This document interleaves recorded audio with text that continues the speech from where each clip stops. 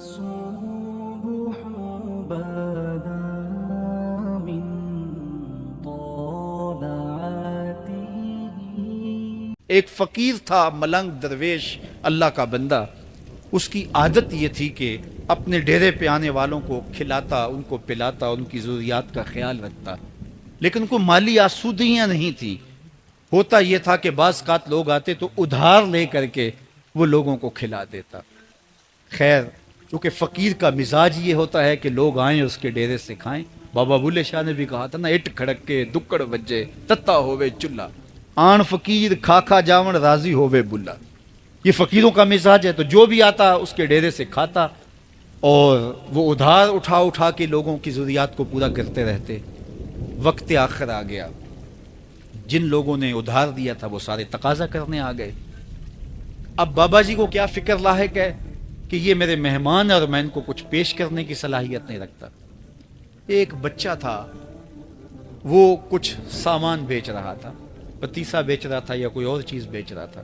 اس نے گلی سے گزرتے ہوئے آواز لگائی، خادم کو کہا سے بلا کے لاؤ. کہا تم بیچ رہے ہو تو میرے مہمانوں کو کھلا دو. بچہ بڑا خوش ہوا کہ میں سارا دن گلیوں میں گھوم کے یہ پتیسا بیچنا تھا، اب یہ ایک جگہ ہی سارا فروخت ہو گیا تو یہ تو موج لگ گئی، میں جلدی گھر چلا جاؤں گا، میری ماں خوش ہوگی. تو سارا ان مہمانوں کو کھلا دیا گیا. اور اس کے بعد کہا بابا جی پیسے؟ کہا تم بیٹھ جاؤ، جب ان کو ملیں گے تو تجھے بھی مل جائیں گے.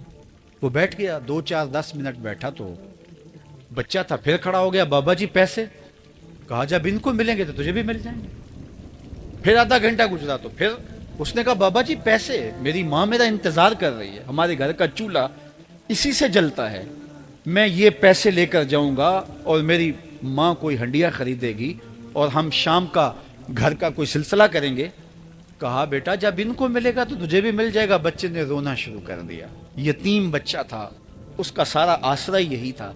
اس نے رونا شروع کر دیا. جب بچہ رویا اللہ کی رحمت کو جوش آیا. کوئی مرید نذرانہ لے کے ان بزرگوں کے پاس آ گیا اور اشرفیوں کی بھری ہوئی تھیلی پیش کی. وہ اتنے پیسے تھے کہ اس بچے کو بھی دیے، جتنے لوگ آئے تھے سب کا قرض چکایا. کہا جاؤ گھروں کو. تو سب نے کہا بابا جی ہم صبح سے بیٹھے ہوئے تھے تو یہ نذرانہ دینے والا صبح سے نہیں آیا تو اب کیسے آ گیا؟ کہا صبح سے تمہارے اندر کوئی رونے والا نہیں تھا، ایک رونے والا آیا تو باقیوں کا بھی کام بن گیا. بعض اوقات کسی ایک شخص کی وجہ سے باقیوں کی خطائیں بھی معاف ہوتی ہیں.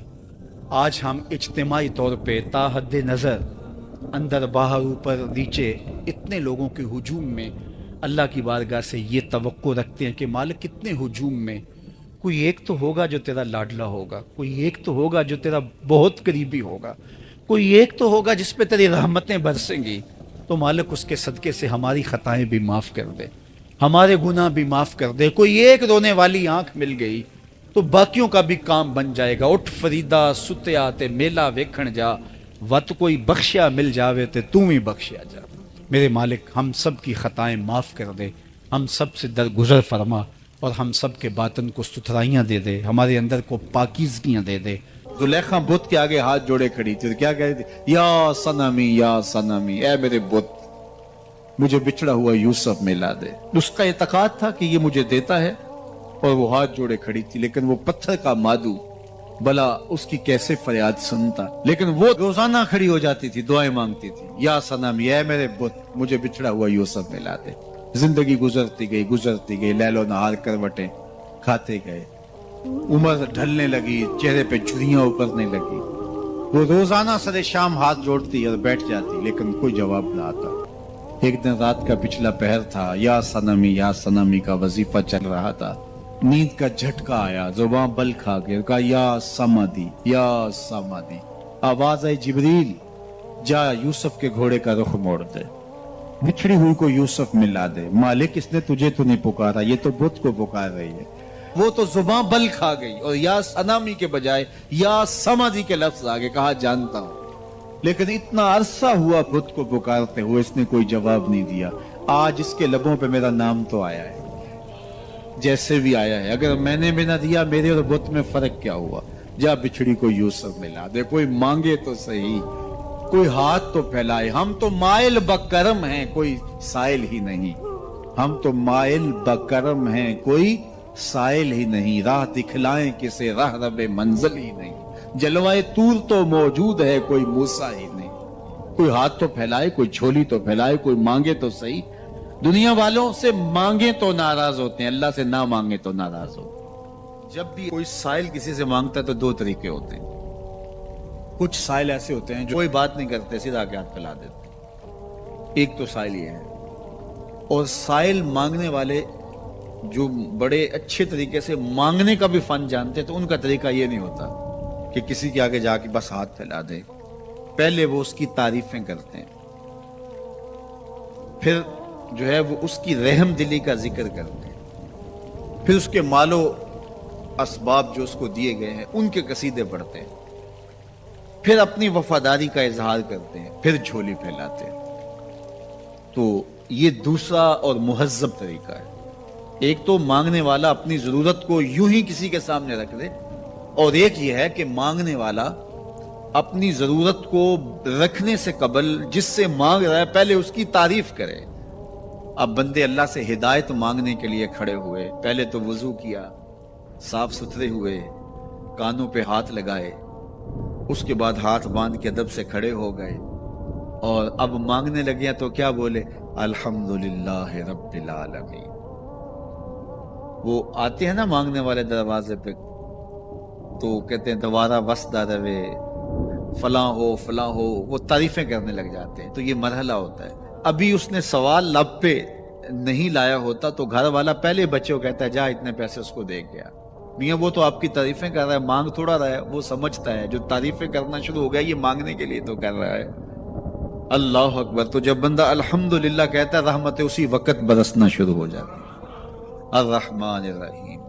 میں سخی کی دہلیز پہ کھڑا ہوں جو رحمان بھی ہے جو رحیم بھی ہے، محض اپنے کرم سے عطا کرتا ہے، رحم کی بھیک مانگ رہا ہوں۔ پھر کیا کہہ رہا ہے؟ مالک یوم الدین۔ کسی کنگال سے نہیں مانگ رہا، اس سے مانگ رہا ہوں جو مالک ہے، دنیا کا بھی مالک ہے، آخرت کا بھی مالک ہے۔ پھر اس کے بعد اگلی بات کیا کہتا ہے؟ ایاک نعبد و ایاک نستعین۔ مالک میں پوجتا بھی تجھے ہوں اور مانگتا بھی تجھ سے ہوں۔ دیکھو سائل اس اعتبار سے بھی دو طرح کے ہوتے ہیں۔ ایک سائل ہوتا ہے جو بائی پاس پہ اترتا ہے، ایک کے گھر کے سامنے جاتا ہے، یہی طریقہ صحیح مانگنے کا، لیکن جاتا ہے کہ گھر کے سامنے تعریفیں کرتا ہے، اور مالک خانہ کو پتا ہوتا ہے کہ یہ ہمسایہ سے بھی مانگ کے آیا ہے، میرے گھر سے بھی مانگ رہا ہے، اگلے گھر سے بھی مانگ رہا ہے، تو وہ اسے تھوڑا سا آٹا دے دیتا ہے، 1 روپیہ دے دیتا ہے۔ اس کو پتا ہے اس نے پورا گاؤں مانگنا ہے، آدھا گاؤں مانگ آیا ہے، آدھا گاؤں اس نے ابھی مانگنا ہے، تو سارے 1-1 روپے دیتے ہیں۔ ایک تو سائل وہ ہے جو در در پہ جاتا ہے، اور ایک سائل بائی پاس سے اترا، وہاں سے پل عبور کیا، پھر گلی سے گزرتے ہوئے یہاں آیا، اور یہاں آ کے آپ کے ساتھ اس نے کہا کہ میں کسی در پہ نہیں گیا، آپ کے پاس آیا ہوں، اب آپ نے میری ضرورت پوری کرنی ہے، تو پھر 8 آنے 5 روپے تو نہیں دیے جائیں گے، پھر تو جو میری استطاعت ہوگی، جو آپ کی استطاعت ہوگی، اس استطاعت کے مطابق دیں گے کہ یہ سارا شہر چھوڑ کے آیا ہے، یہ کسی سے نہیں مانگتا، یہ مجھ سے ہی مانگتا ہے، تو پھر آپ اس کی ضرورت پوری کریں گے۔ اگر آپ کے بس میں ہوا تو مانگنے والا کیا کہہ رہا ہے؟ ایاک نعبد، یہ پیشانی کہیں اور نہیں جھکتی، و ایاک نستعین، یہ جھولی کسی اور چوکھٹ پہ پھیلتی نہیں۔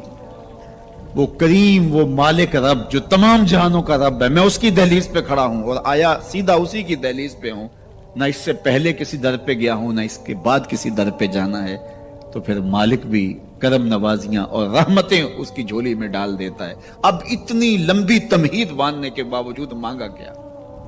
ذرا غور کیجئے، یہ وہ ہے جو ہم ہر روز ہر نماز کی ہر رکعت میں مانگتے ہیں، اور مانگنے کا طریقہ کتنا خوبصورت ہے، اور مانگنے والے یوں ہی مانگا کرتے ہیں، پہلے جس سے مانگنا اس کی تعریفیں کرتے ہیں۔ آپ نے مانگنے والوں کو دیکھا جو سلیقے سے مانگتے ہیں، تیرے بچے وسط دے رہے ہیں، تیری جد آباد رہے، تیرا خاندان آباد رہے، وہ مانگتے ہیں، اس طرح پہلے تعریفیں کرتے ہیں، پھر کہتے ہیں تیری فیکٹریاں چلتی رہیں، تیرے جو ہے تیری جائیداد بڑھتی رہے، تو وہ اس کے خزانوں کا ذکر کرتے ہیں، اور پھر کہتے ہیں کہ یہ فقیر نہ مانا تیری چوکھٹ پہ آیا ہے، اس کی ضرورتیں تو پوری کر دے۔ اب بندہ بھی اللہ کے حضور جب حاضر ہوتا ہے تو مانگنے کا سلیقہ کیا ہے؟ سب سے پہلے کہتا ہے الحمدللہ رب العالمین، میں کسی کنگال کی چوکھٹ پہ نہیں آیا، تمام جہانوں کے پالن ہار کی چوکھٹ پہ آیا ہوں۔ اسی کی تعریفیں اختیاری بھی غیر اختیاری بھی، واسطے کے ساتھ بھی بلا واسطے کے ساتھ بھی، اسی کی خوبی ہیں، سارے اسی کے کمال ہیں، وصف سارے اسی کے ہیں۔ پھر اس کے بعد کہتا ہے الرحمن الرحیم، وہ رحمان بھی ہے وہ رحیم بھی ہے۔ پھر اس کے بعد کہتا ہے مالک یوم الدین، وہ دنیا کا ہی مالک نہیں، آخرت کا بھی مالک ہے، یوم حساب کا بھی مالک ہے۔ پھر اس کے بعد اپنی وفاداری جتلاتے ہوئے کہتا ہے ایاک نعبد و ایاک نستعین، مالک سارا جہاں بس رہا ہے، میں نے کسی سے نہیں مانگا، میں نے جھولی تیری چوکھٹ پہ پھیلائی ہے، میری پیشانی تیرے حضور جھکتی ہے، یہ پیشانی کسی اور کے حضور کبھی نہیں جھکی نہ جھکے گی۔ یہ سب عرض کرنے کے بعد پھر مانگتا کیا؟ اہدنا الصراط المستقیم، مالک مجھے سیدھی راہ پہ چلا دے۔ مسجد نبوی کا صحن تھا اور ایک شخص کونے میں بیٹھ کے دعا مانگ رہا ہے، ذرا اس کے دعا کے لفظ سنیے۔ اللہم انی اسألک بانک انت اللہ، اے اللہ میں تجھ سے اس لیے مانگتا ہوں کہ تو میرا اللہ جو ہے۔ ذرا غور کیجئے، میرے والد گرامی فرماتے تھے کہ بیٹا باپ سے کہے کہ ابا جی میں آپ سے اس لیے مانگ رہا ہوں کہ آپ میرے ابو جو ہیں، تو باپ کو اپنا وجود بیچ کے بھی دینا پڑا تو اس کی ڈیمانڈ پوری کرے گا۔ تو اس نے لفظ ہی ایسا کہہ دیا کہ ابو میں آپ سے اس لیے مانگ رہا ہوں کہ آپ میرے ابو جو ہیں، تو میں نے آپ سے ہی مانگنا۔ تو بندہ کیا کہہ رہا ہے؟ اللہم انی اسألک بانک انت اللہ، اللہ میں تجھ سے اس لیے مانگ رہا ہوں کہ تو میرا اللہ جو ہے۔ لا الہ الا انت، تیرے علاوہ کوئی ہے بھی تو نہیں۔ انت الاحد الصمد الذی لم یلد ولم یولد، تو ایک ہی ہے، واحد ہے، اور کوئی ہے ہی نہیں جس در پہ جاؤں، کوئی چوکھٹ نہیں ہے جہاں دامن پساروں، کوئی دہلیز ہی نہیں ہے جہاں جھولی پھیلاؤں۔ تو بے نیاز ہے اور تجھے نہ کسی نے جنم دیا اور نہ تو نے کسی کو جنم دیا۔ مالک میں تیرے حضور دعا کر رہا ہوں۔ یہ وہ دعا کر رہا تھا کہ میرے حضور نے سن لی۔ تو ایک صحابی کو فرمایا کہ یہ جو دعا کر رہا اب جو مانگے گا اللہ عطا کرے گا، اس نے مانگا ہی اس ڈھب سے ہے، اس ڈھب سے ہے۔ ایک دعا اور سن لیجئے جو سیدنا علی المرتضیٰ رضی اللہ تعالی عنہ رب سے مانگتے ہیں۔ اللہ اکبر، مجھے تو آج سارا دن اس دعا نے نحال کیے رکھا۔ یہ دعا مانگتے ہیں تو عجیب کیفیت ہوتی ہے۔ یا سریع الرضا اغفر لمن لا یملک الا الدعاء، اے جلدی راضی ہو جانے والے، چھیتی مان جانے والے، اغفر لمن لا یملک الا الدعاء، اسے معاف کر دے جس کے پاس دعا کے علاوہ سہارا ہی کوئی نہیں، جس کے پاس دعا کے علاوہ کچھ ہے ہی نہیں جو پیش کر سکے۔ التجا ہی کر سکتا ہے، ترلا ہی کر سکتا ہے، منت ہی کر سکتا ہے، منتوں اور ترلوں کے علاوہ جس کے پاس کچھ نہیں ہے، اے جلدی مان جانے والے اس کی مغفرت کر دے، اس کو بخش دے۔ اللہ اکبر۔ تو وہ کریم ہے، وہ کہتا ہے میرے در پہ آؤ تو صحیح، کوئی جھولی پھیلاؤ تو صحیح، ہم تو مائل بکرم ہیں، کوئی سائل ہی نہیں، راہ دکھلائیں کسے راہ رب منزل ہی نہیں، کوئی آئے تو صحیح، جھولی پھیلائے تو صحیح، کوئی طلب تو کرے۔ دنیا والوں سے مانگیں تو ناراض ہوتے ہیں، اللہ سے نہ مانگیں تو ناراض ہوتا ہے۔ اللہ کہتا ہے مجھ سے نہ مانگو گے تو پھر کس در پہ جاؤ گے؟ قل ما یعبؤ بکم ربی لولا دعاؤکم، اگر تم نہیں مانگو گے تو پھر وہ بھی پرواہ نہیں کرے گا۔ تم مانگتے رہو گے، جھولی پھیلاتے رہو گے، وہ اپنی رحمتیں تمہارے دامن میں ڈالتا رہے گا۔ اس کے خزانوں میں کوئی کمی نہیں آتی، ہر بندے کو اس کی ڈیمانڈ کے مطابق، چاہت کے مطابق، طلب کے مطابق، آرزو اور تمنا کے مطابق دے دے، اس کے خزانوں میں پھر بھی کوئی کمی نہیں آتی۔ تو اسی سے مانگیں۔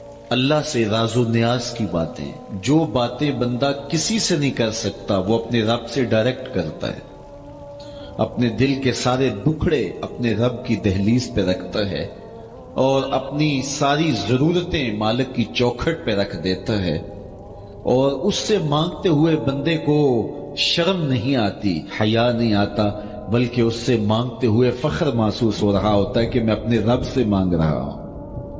کسی اور سے مانگیں تو جھجک لگتی ہے، لیکن مالک سے مانگیں تو اپنائیت کا احساس ہوتا ہے کہ میں اس سے مانگ رہا ہوں، اس لیے کہ وہ ہمارا رب لگتا ہے، ہمارا اس سے ربط کتنا گہرا ہے۔ دعا خود عبادت ہے، جب تمہاری ضرورتوں کا کفیل وہ ہے تو پھر اس سے نہیں مانگیں گے تو کس سے مانگیں گے؟ اور جب اس سے بندہ مانگتا ہے تو پھر وہ مانگنے والے کی لاج بھی رکھتا ہے۔ ان ربکم حیی کریم یستحیی من عبدہ اذا رفع یدیہ ان یردہما صفرا، تمہارا رب حیا کرنے والا کریم ہے. جب بندے اس کے سامنے ہاتھ پھیلا کے دعا مانگتے ہیں اللہ فرماتا ہے مجھے شرم آتی ہے ان کے اٹھے ہوئے ہاتھ خالی کیسے موڑوں. جب انہوں نے مجھ سے مانگا ہے تو میں نے بھی نہ دیا تو کون دے گا. میں ایک سادی سی بات کرتا ہوں، اتنے لوگ جتنے لوگ یہاں بیٹھے ہیں اگر کسی دنیا دار کے ڈیرے پہ چلے جائیں اور اس سے کوئی چیز طلب کریں اور وہ دینے کی استطاعت رکھتا ہو تو وہ کیا خالی لٹائے گا؟ وہ کہے گا اتنے لوگ آگے ہو تو ڈیرہ داری کی شان کے خلاف ہے کہ میں ان کو خالی لٹاؤں. تو جب یہ دنیا دار خالی نہیں لٹاتا تو رب کیسے خالی لٹائے گا؟ جب بندے اس کی دہلیز پہ چل کے آ جائیں تو وہ بندوں کی ضرورتوں کا کفیل ہے اور ان کے ہر درد کو جانتا ہے اور ان کی ضرورتوں کو پورا کرتا ہے. علماء نے کہا دعا ہر صورت قبول ہوتی ہے. یا تو یہ ہے کہ فوراً قبول ہو جاتی ہے، جو مانگا فوراً مل گیا، اور کبھی ایسا ہوتا ہے کہ فوراً نہیں ملتا، حکمت ہوتی ہے اور فوری دینا مناسب نہیں ہوتا تو اس کو فوری نہیں دیا جاتا، لیکن دعا بعد میں کچھ عرصے کے بعد اس کی ڈیمانڈ پوری کر دی جاتی ہے. اور کبھی ایسا ہوتا ہے نہ فوری دیا جاتا ہے نہ بدیر دیا جاتا ہے، اس دعا کو ذخیرہ کر لیا جاتا ہے اور حشر کے دن اس کا بدلہ دیا جائے. اور روایت میں آتا ہے حشر کے دن جب ان دعاؤں کا بدلہ دیا جائے گا جن کا بدلہ دنیا میں نہیں ملا تھا تو لوگ آرزو کریں گے کاش کہ دنیا میں کوئی دعا قبول ہی نہ ہوئی ہوتی، سارے صلے آخرت میں ملتے. اللہ اکبر. کبھی ایسا ہوتا ہے جو مانگا جاتا ہے وہ نہیں دیا جاتا، اس کے بدلے میں کچھ اور چیز دے دی جاتی ہے جو اس کی ضرورت ہوتی ہے اور جو اس کے لیے مناسب ہوتی ہے. وہ کچھ اور مانگ رہا ہوتا ہے لیکن اللہ اپنی حکمت کے تحت اسے کچھ اور عطا کر دیتا ہے. بہر صورت دعا قبول ہوتی ہے اور بندوں کے اٹھے ہوئے ہاتھ اللہ پسند کرتا ہے. آج یہ بھی بحث چلتی ہے نہیں مانگنا چاہیے، فلاں وقت میں نہیں مانگنا چاہیے، تو وہ کہتا ہے مجھ سے مانگو جب بھی مانگو، میرا دست کرم تمہیں دینے پہ آمادہ ہے. اور اگر کوئی نہیں مانگتا تو فرمایا کل ما یابو بکم ربی لولا دعاؤکم، اے محبوب فرما دو اگر یہ نہیں مانگیں گے تو اللہ بھی پرواہ نہیں کرے گا. مانگنا تمہاری ضرورت ہے، اگر تم مانگتے رہو گے تمہاری جھولیاں بھرتا رہے گا، اور اگر تمہیں اسے نہیں پکارو گے تو وہ بھی تمہاری پرواہ نہیں کرے گا. تو اس کی حضور دعائیں مانگو. وہ تو کہتا ہے مجھ سے مانگو. اللہ اکبر. دنیا داروں سے مانگے تو ناراض ہوتے ہیں، اللہ سے نہ مانگے تو ناراض ہوتا ہے. وہ کہتا ہے سوالی بن کے میری چوکھٹ پہ، اور مجھے اچھا لگتا ہے کہ تم مجھ سے مانگو اور تم جھولیاں پھیلاؤ، اور نہ میں صرف تمہاری ضرورت کو پورا کروں گا بلکہ اپنی جناب سے تمہیں مزید رحمتوں سے بھی نوازوں گا. تمہارے اٹھے ہوئے ہاتھوں کی میں لاج رکھوں گا. تم طلب تو کر کے دیکھو. لازمی نہیں ہے کہ تمہیں مانگنے کا بڑا سلیقہ آتا ہو میں پھر دوں گا. شکستہ اور ٹوٹے پھوٹے لفظوں سے مانگو پھر بھی جھولی بھر دوں گا. وہ کریم ہے، اس سے مانگو تو صحیح، ہاتھ تو پھیلاؤ. جس زبان میں مانگنا آتا ہے مانگو. عربی میں مانگو، ہندی میں مانگو، سندھی میں مانگو، پنجابی میں مانگو، نظم میں مانگو، نثر میں مانگو، اقبال کے لہجے میں مانگو، رومی کی طرز پہ مانگو، سادی کے انداز میں مانگو. نہیں مانگنا آتا خالی ہاتھ پھیلا دو، وہ بند لبوں کی بولیاں بھی سنتا ہے. آؤ تو صحیح اس کی چوکھٹ میں، جھولی تو پھیلاؤ. دنیا والوں سے مانگنا ہو تو وقت دیکھنا پڑتا ہے. اب تو صاحب سو رہے ہوں گے، اب تو ناشتے کا وقت ہے، اب تو دفتر کی مصروفیت کا وقت ہے، فراغت کے لمحے ہوں گے تو بات کریں گے. تو کسی دنیا دار سے بات کرنا ہوتا ہے تو وقت دیکھنا پڑتا ہے، لیکن رب سے جب مرضی بات کرو در رحمت کھلا ہوا پاؤ گے. لا تاخذہ سنۃ ولا نوم، نیند کیا اسے اونگ بھی نہیں آتی. جب بھی مانگو گے دست کرم کشادہ پاؤ گے. جب بندے اس کے سامنے ہاتھ پھیلا کے مانگتے ہیں اللہ فرماتا ہے مجھے شرم آتی ہے ان کے اٹھے ہوئے ہاتھ خالی کیسے موڑ دو. تو ہم بھی اللہ کے حضور دعائیں کرتے ہیں. اگر کسی کو وہاں جانا نصیب ہو تو وہ تو قبولیت کے بہترین لمحے ہیں، اور اگر نصیب نہیں بھی ہوتا تو 9 ذی الحج کو ہم یہی کھڑے ہو کے کہتے ہیں مالک وہاں تو آ نہیں سکے، یہاں تو کھڑے ہیں، میرے مالک تو کرم فرما دے اور ہمارے صغائر کبائر سارے معاف فرما دے. تو 9 ذی-الحج کا روزہ بھی رکھا جائے اور اللہ کے حضور دعائیں بھی مانگی جائیں. آپ جہاں بھی ہوں گے قبولیت ہوگی، اور اللہ قبولیت کو مزید 4 چاند لگانے کے لیے کسی دن اپنی چوکھٹ پہ بلا بھی لے گا. وہ کیا کسی نے کہا تھا کہ کام آخر جذبہ بے اختیار آ ہی گیا، کام آخر جذبہ بے اختیار آ ہی گیا، دل کچھ ہی صورت سے تڑپا ان کو پیار آ ہی گیا. تو ایک دن اللہ ہمیں اس سعادت کے لیے اپنی چوکھٹ پہ بھی بلائے گا. اللہ آپ سب کو بار بار حج بیت اللہ کی سعادت. آج کے زمانے میں یہ بھی کہا جاتا ہے کہ ہم نہیں مانگتے، تو اگر کوئی شخص نہیں مانگتا تو اللہ کو اس کی پرواہ بھی نہیں، یہ ضرورت ہماری ہے. فرمایا کل ما یعبأ بکم ربی لولا دعاؤکم، اے محبوب فرما دو تم نہیں پکارو گے تو اسے بھی پرواہ نہیں ہے. ضرورت تمہاری ہے، مانگنا تم نے ہے. تو جب تم نہیں مانگو گے، متکبر ہوتے ہو، اس سے مانگنے سے بھی تمہیں حیا آتی ہے، تو پھر وہ بھی پرواہ نہیں کرے گا. لیکن اگر تم مانگتے رہو گے تو وہ تمہاری جھولیاں بھرتا رہے گا، اور اس سے جب بھی مانگو اس کا در رحمت کھلا ہوا پاؤ گے. جس بھی لہجے میں مانگو وہ دینے پہ آمادہ ہوگا. دنیا والوں سے مانگنا ہوتا ہے تو دیکھنا پڑتا ہے کہ کس وقت مانگیں، موڈ کس وقت درست ہوگا. لیکن اللہ سے جب بھی مانگیں، صبح کو مانگیں، شام کو مانگیں، دوپہر کو مانگیں، پچھلے پہر دامن پھیلا کے بیٹھ جائیں. پھر دنیا داروں سے مانگنا ہو تو ان کی زبان میں مانگنا پڑتا ہے. اللہ سے اردو میں مانگیں، عربی میں مانگیں، ہندی میں مانگیں، سندھی میں مانگیں، نظم میں مانگیں، نثر میں مانگیں، اقبال کے لہجے میں مانگیں، سعدی کے انداز میں مانگیں، رومی کی طرز پہ مانگیں. نہیں مانگنا آتا خالی ہاتھ پھیلا دیں، وہ بند لبوں کی بولیاں بھی سنتا ہے. مانگے تو صحیح، دستے طلب تو دراز کریں، وہ کریم ہے. جب اس کے سامنے بندے ہاتھ پھیلا کے دعا مانگتے ہیں وہ خالی نہیں موڑتا. ان ربکم حیی کریم یستحیی من عبدہ اذا رفع یدیہ الیہ ان یردہما صفرا. تمہارا رب حیا کرنے والا، زندہ، سخی اور کریم ہے.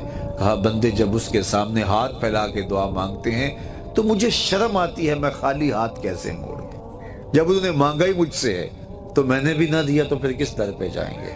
میں آپ سے کہتا ہوں جتنے لوگ آپ بیٹھے ہوئے ہیں، اتنے لوگ اٹھ کے کسی دنیا دار کے ڈیرے پہ چلے جائیں اور اس سے ایسی چیز مانگے جس کو دینا اس کے بس میں ہو، تو مجھے بتائیے وہ آپ کو خالی موڑ دے گا؟ وہ کہے گا ڈیرہ داری کی شان کے خلاف ہے کہ اتنے لوگ میرے دروازے پہ آ گئے ہیں اور میں ان کو خالی موڑ دوں.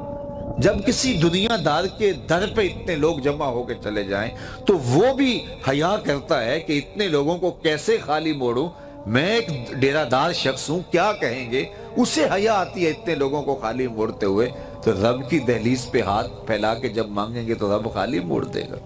کہا وہ اسے حیا یستحیی من عبدہ اذا رفع یدیہ الیہ ان یردہما صفرا. جب تم ہاتھ پھیلا کے اس سے مانگتے ہو، اللہ فرماتا ہے مجھے شرم آتی ہے، مجھے حیا آتی ہے کہ تمہارے اٹھے ہوئے ہاتھوں کو خالی موڑ دوں. اس لیے کہ اگر میں بھی نہ دیا تو کس در پہ جاؤ گے، کس چوکھٹ پہ جاؤ گے. تو اس سے تو مانگو، اپنے لیے بھی مانگو، اپنوں کے لیے بھی مانگو، بیگانوں کے لیے بھی مانگو، شام سپیرے دوپہر مانگو.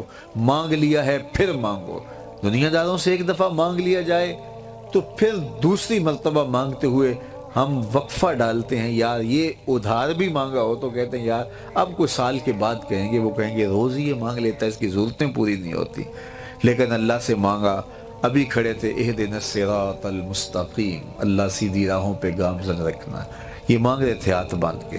پھر تشہد میں بیٹھے تو پھر مانگنے بیٹھ کے ربنا اغفر لی ولوالدی وللمؤمنین یوم یقوم الحساب. مجھے بھی بخش دے، میرے ماں باپ کی بھی مغفرت کر دے، قیامت تک آنے والے اہل ایمان کی مغفرت کر دے. سلام پھیرا تو پھر ہاتھ پھیلا کے بیٹھ کے ربنا آتنا فی الدنیا حسنۃ وفی الآخرۃ حسنہ. بار بار مانگے، 100 بار مانگے، وہ کبھی نہیں کہتا اس کا در رحمت کھلا ہوا پاؤ گے. ہمارے صوفیہ فرماتے ہیں جب کوئی شخص ایک مرتبہ اللہ کہتا ہے، اللہ اس کی طرف نظر رحمت سے دیکھتا ہے، اس کے گناہ جل کے راکھ ہو جاتے. اس کے ذکر کی لذت، اس کے ذکر کی چاشنی سے اپنے من کی آبادی کا سامان کیجیے. آج ایک آنسو، صرف ایک آنسو، جس سے پوری آنکھ نہیں بلکہ پلکوں کے بالوں میں سے ایک بال کی جڑ بھیگ گئی خوف خدا کی وجہ سے، کل قیامت کے دن وہ بال کھڑا ہو جائے گا، مالک یا مجھے نکال لے یا اسے جنت عطا کر دے۔ اللہ اکبر۔ گناہگار کی آنکھ سے بہا ہوا آنسو کا ایک قطرہ جہنم کی آگ کو سرد کر دیتا ہے۔ آج توبہ کا دروازہ کھلا ہے، رحمت کا در گشادہ ہے، اس کی رحمتیں آواز دے رہی ہیں، یا ایھا الانسان ما غرک بربک الکریم، اے انسان پلٹ کے آ جاتے ہیں، رب بڑا ہی کریم ہے۔ مجھے بتائیے کوئی یوں بھی آواز دیتا ہے؟ مالک کی رحمتیں آواز ہے، یا ایھا الانسان ما غرک بربک الکریم۔ کیوں مغرور پھرتا ہے؟ کیوں مغرور تکبر سے بھرا ہوا پھرتا ہے؟ کیوں مسجد کے قریب سے نظریں چرا کے گزر جاتا ہے؟ پنج گانا صدائے دل نواز اذان کی آتی ہے، حی علی الصلاح حی علی الفلاح، کیوں آنکھیں اور کان بند کر لیتا ہے؟ آجا پلٹ کے اس کی رحمت پہ، آجا۔ ما غرک بربک الکریم، وہ کریم ہے، 70 ماؤں سے زیادہ پیار کرتا۔ آجا، کل تو آنا ہی آنا ہے، پھر جو کفن میں منہ چھپا چھپا کے آتا پھر اچھا نہیں ہے کہ جو ہے وہ آج کھلے منہ آ جا، پھر جو لوگ اٹھا کے لائیں گے میرے در پہ، اچھا نہیں ہے کہ اپنے قدموں سے چل کے آ جا۔ ما غرک بربک الکریم۔ مجھے بتائیے ایسا بھی کوئی پیار دیتا ہے؟ یہ کس کو آواز دی جا رہی؟ جو بھاگا ہوا ہے، جو مالک کی دہلیز چھوڑ کے جا رہا ہے، سرکش، متمرد، باغی، اس کو آواز دی جا رہی ہے، آجا آجا پلٹ کے، میری رحمتیں تجھے باہوں میں سمیٹ لیں گی، آجا میرے بندے۔ اللہ اکبر۔ ساری دنیا کا شہد نچوڑ دو، اتنی مٹھاس نہ ہو جتنی ان لفظوں کے اندر رکھی گئی ہے۔ اور ذرا لفظوں کا جمال دیکھیے، ما غرک بربک الکریم۔ او بھاگنے والے، آجا، تو نے کسی غیر کے پاس نہیں آنا، جس کے پاس آنا ہے وہ تیرا رب لگتا ہے۔ اللہ اکبر۔ پھر کہا الکریم، رب بھی کریم۔ پھر آگے فرمایا الذی خلقک کا، وہ رب جس نے تجھے پیدا کیا۔ دیکھ تیرا اس کا رشتہ کتنا گوڑا ہے، وہ تیرا خالق لگتا ہے۔ ماں بچے سے کتنا پیار کرتی ہے، اللہ اکبر۔ اس کے پیار کو کسی ترازو پہ تولا جا سکتا ہے؟ کہتے ہیں سمندر کی پاتال تک تو شاید کوئی پہنچ گیا ہو، لیکن ماں کے پیار کا کنارہ آج تک کسی کو نہیں ملا۔ ماں جب بولتی ہے تو اس کے لہجے میں جبریل بولتا ہے، ماں جب مسکراتی ہے تو لگتا ہے جنت کی ساری کلیاں کے لٹی۔ اللہ نے اس کے سینے کے اندر درد محبت کا وہ جہاں آباد کر دیا ہے۔ ماں تو پھر ماں ہی ہوتی ہے۔ ایک شاعر ہوا تابش، اس نے ماں کے پیار کا کیا نقشہ کھینچا۔ مدت ہوئی میری ماں نہیں سوئی تابش، میں نے ایک بار کہا تھا مجھے ڈر لگتا ہے۔ ایک بار میں نے کہا تھا امی مجھے رات کو ڈر لگتا ہے، میری ماں آج تک اسی خیال میں رہتی ہے میرے لال کو کہیں ڈر نہ لگ رہا۔ اولاد کے لیے ماں کے سینے کی تڑپتی ممتا، محبتوں کا آباد جہان، ماں پھر ماں ہی ہوتی ہے۔ ماں کی پھر ممتا ہی عجیب کائنات ہے، اور وہ بیٹے کے لیے دکھ جھیل لیتی ہے، اولاد کی تربیت کے لیے، تعلیم کے لیے، پیٹ پالنے کے لیے اپنا پیٹ کاٹ لیتی ہے۔ کسی کے گھر کے برتن مانجنے پڑے تو ماں اس سے بھی گریز نہیں کرتی، کسی کے گھر کے گندے کپڑے دھونے پڑے تو اولاد کے لیے ماں یہ بھی گوارا کر لیتی ہے، لوگوں کے گھروں کی غلامیاں قبول کر لیتی ہے۔ شہر میں آ کر پڑھنے والوں بھول گئے ہو کس کی ماں نے کتنا زیور بیچا ہے۔ مائیں اولادوں کے لیے کن کن مراحل سے گزرتی ہیں، ماں کو اپنی اولاد سے اتنی محبت کیوں ہے؟ تو آپ سب کا ایک جواب ہوگا، اور وہ یہ کہ ماں نے اولاد کو جنم دیا۔ میرے بس ایک جملے کو سن لیں اور اس پہ تقریر اور گفتگو ختم بھی کر دوں تو میرا آنا با مقصد ہوا۔ ماں اتنا پیار اولاد سے اس لیے کرتی ہے کہ ماں نے اولاد کو جنم دیا ہے۔ یار جس نے جنم دیا ہے وہ اتنا پیار کرتی ہے۔ سبيل الدموع سبيل مريح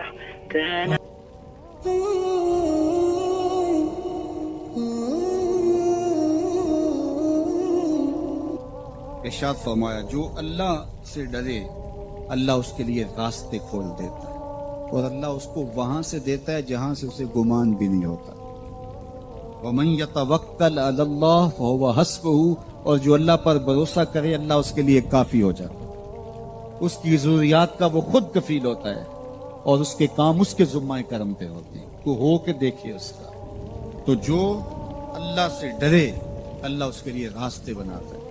حضرت عوف بن مالک رضی اللہ تعالی عنہ الاشجعی حضور کی خدمت میں حاضر ہوئے، اور عرض گزار ہوئے کہ میرا بیٹا سالم مشرکین کی قید میں ہے اور میں فاقوں کی حالت میں ہوں. تو فرمایا آل محمد کے پاس ایک سیر جو ہیں بس، اس کے علاوہ ہمارے پاس بھی کھانے کے لیے دنیاوی اسباب نہیں ہیں. کہا صبر کرو اور اللہ سے ڈرو اور لا حول ولا قوت الا باللہ کثرت کے ساتھ پڑھو. یہ ایسا وظیفہ ہے، ایک حدیث پاک میں آتا ہے کہ یہ 99 بیماریوں کا علاج ہے. اس میں سب سے کم درجے کی بیماری ہم اور غم ہے. یہ دکھوں کا مداوع ہے، مشکلات کا علاج ہے، اور یہ وظیفہ میرے حضور نے بتایا. حضرت ابو ذر غفاری رضی اللہ تعالیٰ عنہ کو حضور نے 5 چیزیں بتائی تھی. ان میں سے 5ویں چیز یہ تھی کہ ابو ذر کثرت کے ساتھ لا حول ولا قوت الا باللہ پڑھا کرو. فرمایا عرش الہی کے نیچے ایک خاص خزانہ ہے، یہ وظیفہ وہاں سے آیا ہے. یہ زندگی میں معمول بنا لو، جب پھنس جاؤ، مشکلات میں آ جاؤ تو لا حول ولا قوت الا باللہ پڑھو، اللہ راستے کھولے گا. تو حضور نے 3 چیزیں فرمائی: اللہ سے ڈرو، صبر کرو اور کثرت کے ساتھ لا حول ولا قوت الا باللہ پڑھو. وہ فرماتے ہیں کہ میں یہ عمل شروع کیا، ابھی گھر میں بیٹھا ہی تھا کہ دروازے پہ دستک ہوئی تو میں اٹھا کہ دروازہ کھولوں دیکھوں کہ کون ہے. تو دروازہ کھولا، دیکھا میرا بیٹا کھڑا ہے اور اس کے پیچھے 100 اونٹ کھڑے ہیں. تو میں نے کہا کہ تم اور یہ اونٹ؟ کہا مجھے موقع لگ گیا، میں ان کی قید سے بھاگ آیا اور آتے آتے ان کے 100 اونٹ بھی ہانک لایا ہوں. وَيَرْزُقْهُ مِنْ حَيْثُ لَا يَحْتَسِبُ، وہ تمہیں وہاں سے رزق دے گا جہاں سے تمہیں گمان بھی نہیں. کہ ہو کے تو دیکھو. اللہ اکبر. اللہ کے ہو جاؤ تو پھر وہ تمہاری ضرورتوں کا کفیل ہو جائے. فرمایا حضرت عبداللہ ابن مسعود رضی اللہ تعالیٰ عنہ نے کہ کسی شخص کو فقر و فاقہ آ جائے تو وہ لوگوں کو بتائے کہ میں آج کل بڑے مشکل حالات میں ہوں، ہر وقت لوگوں کو بتاتا رہے تو اس کی مشکل بڑھے گی، اس کی مشکلیں آسان نہیں ہوں گی اس طرح. اور اگر وہ اپنی اس مشکل کو کسی سے شیئر نہ کرے بلکہ مصلی بچھا کے اپنے رب سے کہے کہ مالک فقر و فاقہ آ گیا ہے اور اس کا علاج تیرے پاس ہے، اس مرض کا مداوع تیرے پاس ہے. حضرت عبداللہ ابن مسعود فرماتے ہیں کہ رسول کریم نے فرمایا جلد یا بدیر اللہ اس کو مالا مال فرما دے. یہ بھی کبھی کر کے دیکھو. مشکل آ جائے، فاقہ آ جائے، مصیبت آ جائے، کسی سے نہ کہو، صرف اپنے رب سے کہو. پھر دیکھنا اس کی کرم نوازیوں کا می کیسے برستا. فرمایا اللہ پر بھروسہ کرنے کا جو حق ہے اگر وہ تم ادا کر دو، وہ تمہیں ایسے رزق عطا کرے جیسے پرندوں کو عطا کرتے. ہم تو دکان پہ جانا ہوتا ہے، فیکٹری میں جانا ہوتا ہے، ہم اپنے کاروبار پہ جانا ہوتا ہے، نوکری پہ جانا ہوتا ہے، مزدوری پہ جانا ہوتا ہے، ہمیں پتہ ہے کہاں آج صبح جانا ہے. لیکن پرندوں کو کوئی پتہ نہیں ہوتا کہاں جانا. راس المال بھی نہیں ہوتا لیکن صبح نکلتے ہیں، شام کو کبھی بھی خالی پیٹ نہیں آئے. بن توکل پنچھی اڑ دے، خرچ نہ پلے زیرا ہو. گھر سے خالی پیٹ نکلتے ہیں، جب واپس آتے ہیں تو پیٹ بھرے ہوئے ہوتے ہیں اور پھر جو ان کی ضرورت ہوتی ہے اللہ وہ ساری ضرورتیں پوری کرتا ہے، جو ضرورت ان کی ہوتی ہے. یہ شیر کتنا گوشت کھاتا ہے اللہ روز اسے دیتا ہے. یہ ہنس روزانہ سچے موتی کھاتے ہیں اور آپ مارکیٹ میں لینے جائیں لاکھوں روپے لگا کے تولے ماشے کے حساب سے آپ خریدتے ہیں، پھر بھی آپ کو یقین نہیں ہوتا کہ یہ سچے ہیں یا 2 نمبر ہیں. اور ہنس دنیا پہ کروڑوں جانور پائے جاتے ہیں، روز کھاتے ہیں، صبح بھی، شام بھی، دوپہر بھی، پیٹ بھر کے کھاتے ہیں، اللہ روز انہیں عطا کرے. کہا اس پہ بھروسہ تو کر کے دیکھو، وہ تمہاری ضرورتوں کا کفیل ہوگا. اس پہ بھروسہ کرو گے وہ تمہیں وہاں سے دے گا جہاں تجھے گمان بھی نہیں. اللہم صل علی سیدنا و مولانا محمد. اللہم صل علی سیدنا و مولانا محمد. اللہ کے شیر ہے در کرار پر درود، اللہ کے شیر ہے در کرار پر درود، اللہ کے شیر حیدر کرار پر درود حضرت حسن حسین کے کردار پر درود اللہم صلی علی زینب کی بارگاہ میں سلام نیاز ہے زینب کی بارگاہ میں سلام نیاز ہے زینب کی بارگاہ میں سلام نیاز ہے زینب کی بارگاہ میں سلام نیاز ہے جو مرتضیٰ کی لاڈلی زہرا کا ناز ہے اللہم صلی علی سیدنا و مولانا محمد